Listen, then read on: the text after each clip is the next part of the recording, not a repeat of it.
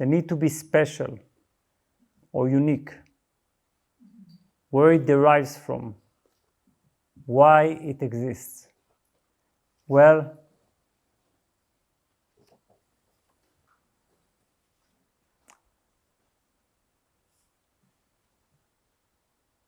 as long as we do not experience profound independence of spirit, and we have not outgrown the dependency on the world, on what other people think about us, because our sense of self is shaped by how people think about us, and also it is shaped by how people don't think about us and by resistance to how people think about us. Do you understand? It's both. It's the dependency on what people think about us, and it's the anger and the rebellion against what people think about us.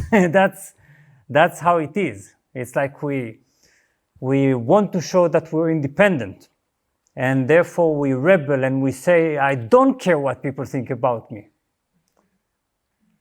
Or I care a lot. Do you understand? It's two complementary opposites. It's if you say that you don't care about what people think about you, it means that you care a lot about what people think about you. This is all very sophisticated. If I rebel against the world, if I want, for example, I don't know, with my parents, with my father, I want to show that I'm independent, that I'm strong. I actually want the recognition, you see, that I have become independent and strong, but then I'm still dependent. Do you understand? So it's a vicious circle. Whether you rebel against the world or rely on it completely, whether you're angry or fragile, it's exactly the same. So, as long as I depend in this way and keep having this constant chatting with the world, and being angry, being vulnerable, being angry, being vulnerable, trying to overcome the voices outside and so on, this means that I live in a world in which I exist only when I am seen. Do you understand? I exist only when I'm recognized, when I'm seen, when I'm noticed. If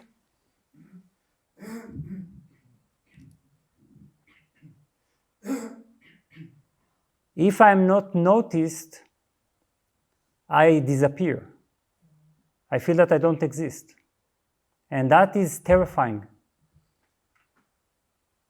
My very existence depends on recognition, feeds on it. So when nobody sees me, nobody notices me for good or worse,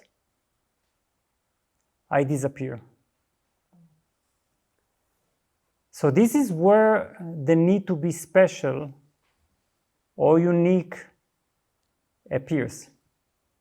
We sometimes say the need to be unique is superior to the need to be special because it sounds more elegant. Now, again, we are unique. We don't need to worry too much about uniqueness. I don't see anyone here repeating the one next to him or her, you see? I can promise you. You all have unique features. But if you rely on what I say, then, well, you're in trouble. So, but we understand. You can look at everyone here. Do you think they should worry whether they are unique or not? Honestly, look at them. Look how unique they are. Shockingly, it's not just the face. It's it's the entire aura. You are completely unique. So you've completed the mission. You see? So it's more devious. It's not about being unique. It's about being special. That is the thing. Nobody needs to be unique, because that has been already accomplished. People need to be special because they need to stand out. They need to stand out because it's literally a struggle to be seen. We have this feeling that accompanies us from childhood, you see?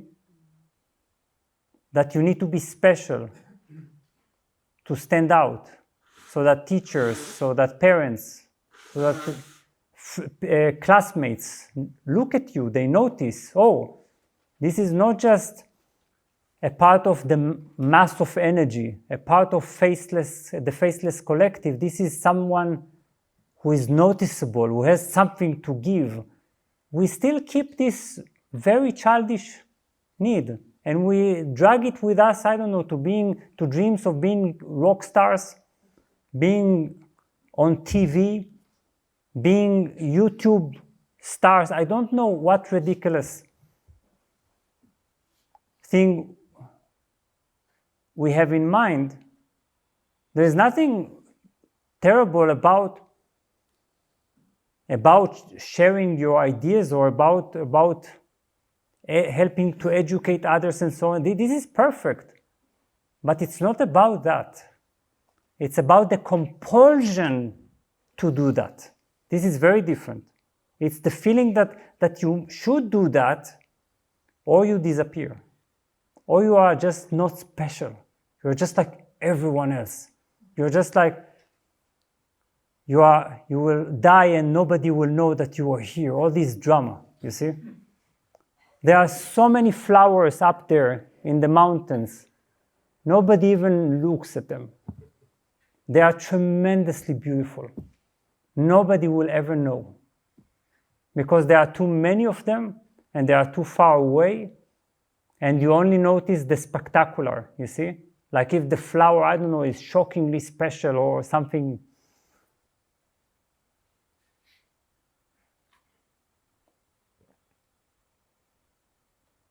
So there is a lot of trust.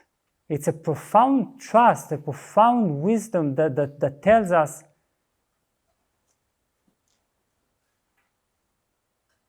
that it's not even about recognizing myself or something, you know, because sometimes people say, I don't need anyone to recognize me. I recognize my own specialness, my own uniqueness. Come on. This is exactly the same. It's exactly the same game. So I don't need anyone else. So now I rely on myself. This is exactly the same game, you see? It's the play of opposites. Whenever you say, I don't need this, it means that you need it. That's the thing. Because otherwise, why would you say that? Do you understand? You would not even notice that you don't need it. You notice only what you need and what you try not to need. So that's the thing. So it's a profound connection with life. When you realize the preciousness of everything, the preciousness of life, you know that you are included in it, you see? You know that you are anyway a part of such a tremendous thing that cannot be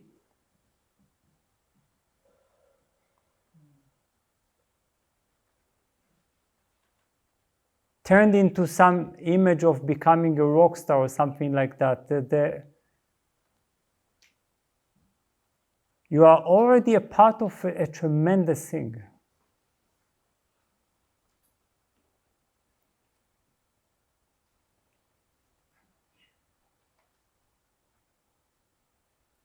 This thing itself, this universe is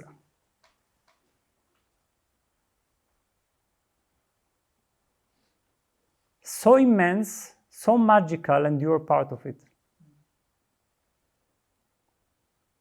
That's enough.